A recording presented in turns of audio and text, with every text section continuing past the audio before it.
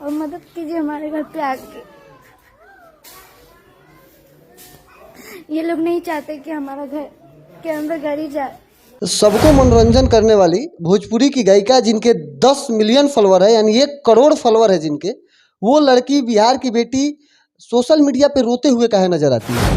यहाँ पे कोई भी हमारा मदद नहीं करा, मुखिया पंच सरपंच कोई भी नहीं। सबके पास गए पापा, लेकिन कोई भी नहीं साथ दे रहा हमारा। कि यहाँ पे मंडप मत बनाइए। तो वो लोग बोले क्यों? तो पापा बोले कि मुझे गाड़ी लेना है, तो मुझे जाने में दिक्कत होगा मेरे गाड़ी। हटा दो, हम लोग लिए हैं गाड़ी, तो भी ये लोग नहीं सुने। बोले कि तुझे जो करना है तुम लोग करो, कुछ नहीं होगा, ये मंडप नहीं हटेगा, तू क्या कर लेगा देख, मैं भी देखता हूँ। जहाँ पे है वहीं पे अभी तक है, कोई भी अभी तक कुछ कार्रवाई नहीं हुआ है। मतलब थाने में FIR किए हुए कितना दिन हो गया? 5 दिन हो गया है, लेकिन अब तक कुछ भी नहीं हुआ। कि यहाँ पे क्यों आया है? गाड़ी दिखाने के लिए आया है, 4 चक्का देख के बैठा हूँ मैं। पापा को बोले जा यहाँ से अभी, जल्दी गया कि नहीं? बेइज्जत करके पापा को भेजा है। कि मैं पहले प्रणाम करती हूँ और मैं चाहती हूँ कि आप आइए और ये मंडप को थोड़ा साइड कर दीजिए कहीं पे अलग, और मुझे बस रास्ता दे दीजिए। ये मंडप रहेगा तो कैसे हम लोग का गाड़ी अंदर जाएगा? ये हमारा घर के सामने ही एकदम सीधा एकदम यहाँ पे मंडप दिया हुआ। भोजपुरी गायिका सोनम आर यादव अभी हमारे साथ हैं। इनका फेसबुक पे फॉलोअर 10 मिलियन है। भोजपुरी में साफ सुथरा गाना गाती हैं। एकाएक इनका सोशल मीडिया पे वीडियो वायरल होता है और ये रोते हुए नजर आती हैं। वीडियो में कहती हैं कि मैं एक बिहार की बेटी हूँ और मेरे साथ गलत हो रहा है। वीडियो आपका एक वायरल हो रहा है जिसमें आप रोते हुए नजर आ रहे हैं। सबसे पहले तो मैं आपको प्रणाम करती हूँ, और जितने भी देखने वाले शतरगन भगवान हैं, आप सभी को मेरा प्रणाम। सबको मनोरंजन करने वाली भोजपुरी की गायिका जिनके 10 मिलियन फॉलोवर है, यानी 1 करोड़ फॉलोवर है जिनके, वो लड़की बिहार की बेटी सोशल मीडिया पे रोते हुए काहे नजर आती है? दरअसल जो हमारा घर है, वो हमारे गेट के सामने एकदम वो मंडप गाड़ दिया गया है। और वो मंडप वहाँ पे था नहीं, पहले मंदिर के पास था। मंदिर के यहाँ पे मंदिर है और उसके सामने में मंडप गाड़ा था। फिर उसके बाद वो मंडप हमारे गेट के सामने बनाया गया, और हम लोग मुंबई में थे, हम लोग को पता भी नहीं चला। तभी हम लोग का घर का काम चालू था, पूरा हुआ नहीं था ख़त्म, जब वहाँ पे मंडप आया था यहाँ पे। फिर उसके बाद हम लोग गाँव में आए थे। फिर फिर घर का काम सब ख़त्म हो गया था, अच्छे से गेट लग गया था पूरा बड़ा वाला। फिर उसके बाद ये लोग मंडप यहाँ पे बना रहे थे। तभी पहले का जो मंडप था वो पूरा सड़ गया था, सड़ के पूरा निकल के नीचे गिर गया था। तो फिर उसके बाद ये लोग मंडप बना के वहाँ पे डाल रहे थे, तो पापा बोले कि यहाँ पे मंडप मत बनाइए। तो वो लोग बोले क्यों? तो पापा बोले कि मुझे गाड़ी लेना है, तो मुझे जाने में दिक्कत होगा मेरे गाड़ी लेके।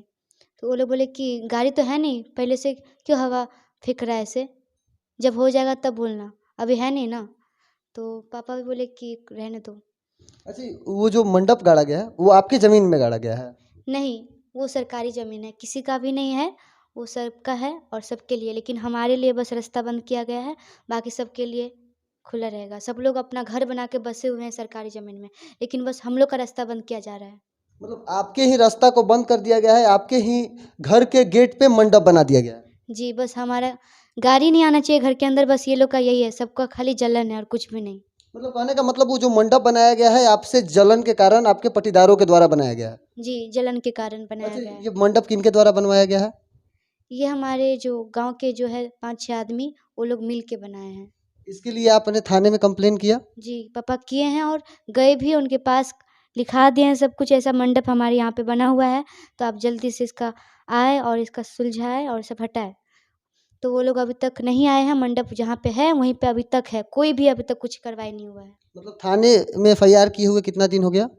5 दिन हो गया है, लेकिन अब तक कुछ भी नहीं हुआ है। मतलब थाने में 5 दिन FIR करने के बावजूद भी अब तक कोई कार्रवाई नहीं हुई है और थाना भी अभी आपके दरवाजे पे एक बार भी यहाँ इंक्वायरी करने नहीं आया है? नहीं आया, अभी तक नहीं आया। मतलब एक बार भी देखने भी नहीं आया कि क्या मामला है? नहीं, नहीं आया।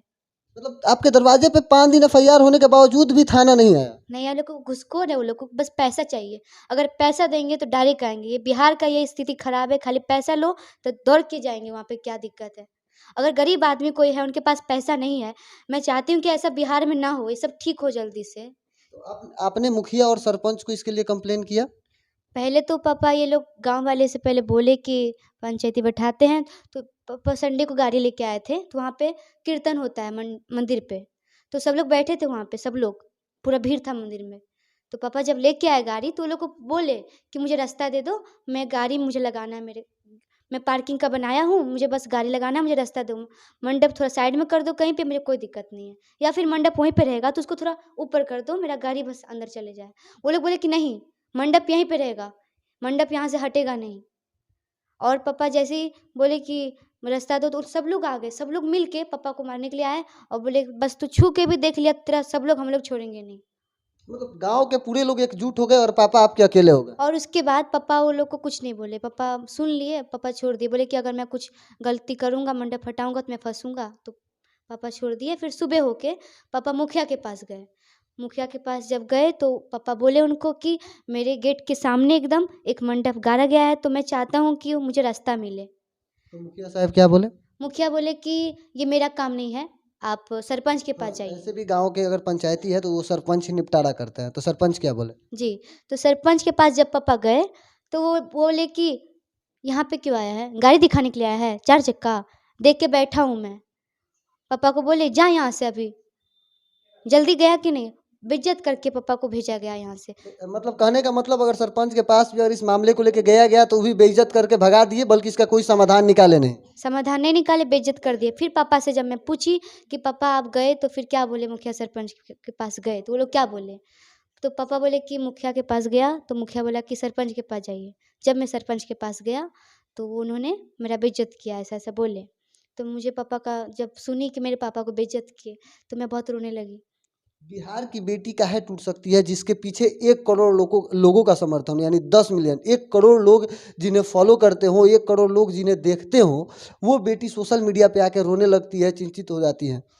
उसके बाद जब मैं रोने लगी फिर मैं वीडियो एक बनाई और अपने फेसबुक पे डाली, अपने पेज पे। उसके बाद वीडियो वायरल हुआ। उसके बाद सब लोग आए और देखे, लेकिन अभी तक कुछ भी समाधान नहीं हुआ, अभी इसका समस्या का हल नहीं हुआ है। हमारे वीडियो के माध्यम से नज़दीकी मतलब स्थानीय एसपी साहब, डीएम साहब वीडियो को देख रहे हैं, उनसे क्या आपका कहना होगा और स्थानीय विधायक से क्या कहना होगा? मैं चाहती हूँ कि मैं पहले प्रणाम करती हूँ और मैं चाहती हूँ कि आप आइए और ये मंडप को थोड़ा साइड कर दीजिए कहीं पे अलग, और मुझे बस रास्ता दे दीजिए। देखिए हिंदू धर्म का वो मंडप बनाया गया है और आप भी हिंदू धर्म से बिलोंग करती हैं, तो कहीं ना कहीं उस मंडप से कोई आपत्ति है नहीं, मंडप बने, लेकिन थोड़ा सा आपको जगह दे दी जाए।